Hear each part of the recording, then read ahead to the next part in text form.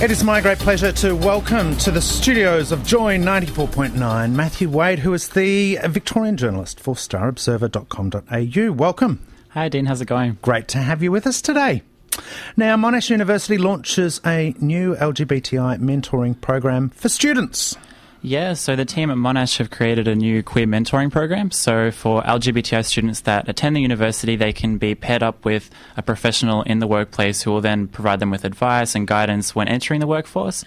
It's similar to RMIT's Pride mentoring program. Isn't this what Out for Australia sort of does? It's a similar kind of concept, but I guess specifically for Monash students with Monash alumni. And yeah, I think it's really important because, you know, for a lot of queer students entering the workforce, it can be difficult navigating it with their sexuality. Like, you know, should they be out? Shouldn't they? So does it work for you or against you? All that sort of stuff. Good stuff. Now, state government will provide $1.2 million over the 2015-2016 financial years to fund LGBTI programs here in Victoria. This is part of the old Hay grants, isn't it? That's right, yeah. So it was announced by Martin Foley, the Minister for Equality, last week. And yeah, under the Hay project, so Healthy Equal Youth, 1.2 million will be divided amongst various organisations and groups working on LGBTI projects. So groups like Minus 18, Rainbow Network, and Gay and Lesbian Health Victoria will be some of the recipients. And it's all part of the $5.9 million that was allocated in the Victorian budget to support LGBTI Victorians.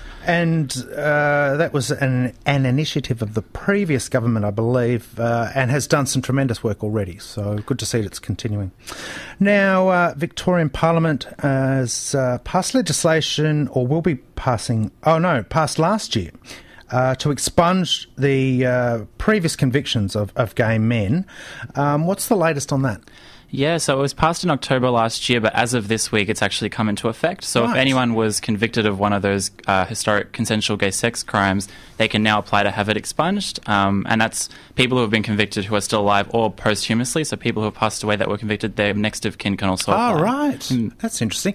It's not an automatic process, though. You've got to put your hand up and have it sort of identified, don't you? That's right. You have to apply to have it expunged. I'm not sure how the process works exactly, but yeah.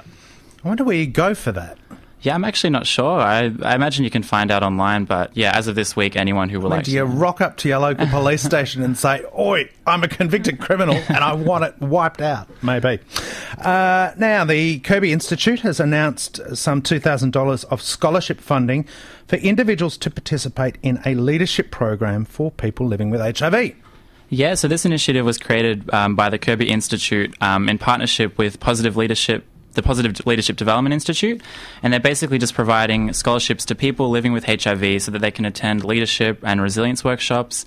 And the inaugural recipient of that was actually Joy FM's own Dean Beck, who's with me right now. I was indeed very, very proud to have been selected as the first recipient of that scholarship funding. And the PLDI course that I'm going on starts tomorrow at 12 noon. I'm in lockdown till Sunday at 5:30, I'm told. I really don't know what to expect, but I'm very much looking forward to the process. So that all starts tomorrow. Now, Adelaide City Council has announced that they will create a rainbow walk to commemorate the 40th anniversary of the discrimination of homosexual acts between men. Yeah, similar to, I guess, various rainbow crossings and rainbow walks in Australia and around the world. I guess, given that it's been 40 years since it was decriminalised, homosexual crime act was decriminalised. They're celebrating that by, in November, creating a rainbow walk, and they're also planning to light up the town hall in rainbow lights.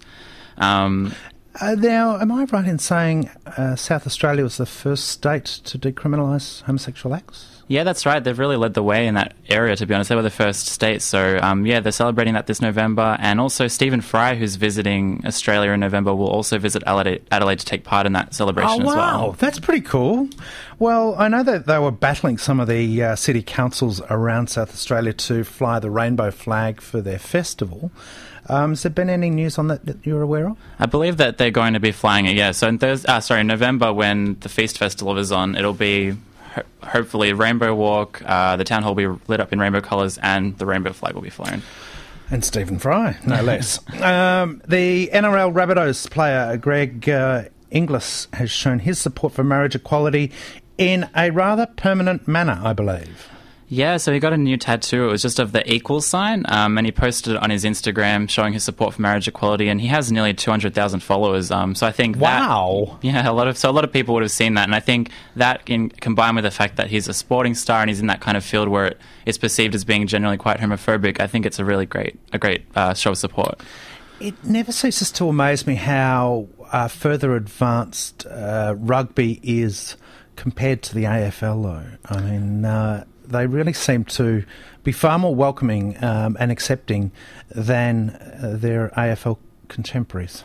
It's true. Well, hopefully with signs of support like this that, other sporting institutions will follow suit and do something similar. Not necessarily a tattoo, but... Now, Matthew Wade, tell us a little bit about you. You've been with Star Observer a couple of months now?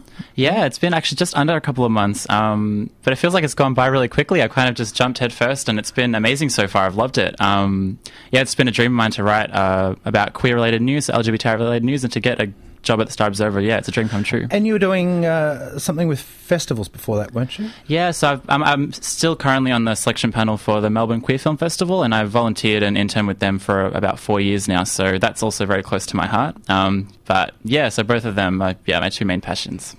And are you writing features or the news stuff for Star Observer? What are you doing? I'm a bit of both, so I'm doing a lot of online news stories for the site every week, but also working on features for the monthly magazine, so a bit of both.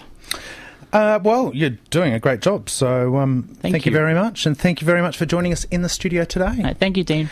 A reminder that this Saturday, 5 p.m. on Joy 94.9 is that special presentation put together by Living Positive Victoria and Hepatitis Victoria, and it is essential listening.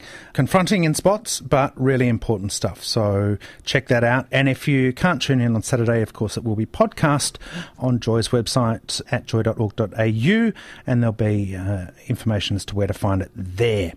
Thank you very much for joining me on the line today. I'm Dean Beck. You can follow me on Twitter at Dean Beck on air. Till next time, keep well, take care, bye-bye. Joy 94.9 is a GLBTIQ community radio station in Melbourne, Australia. Support Joy 94.9 by becoming a member at joy.org.au.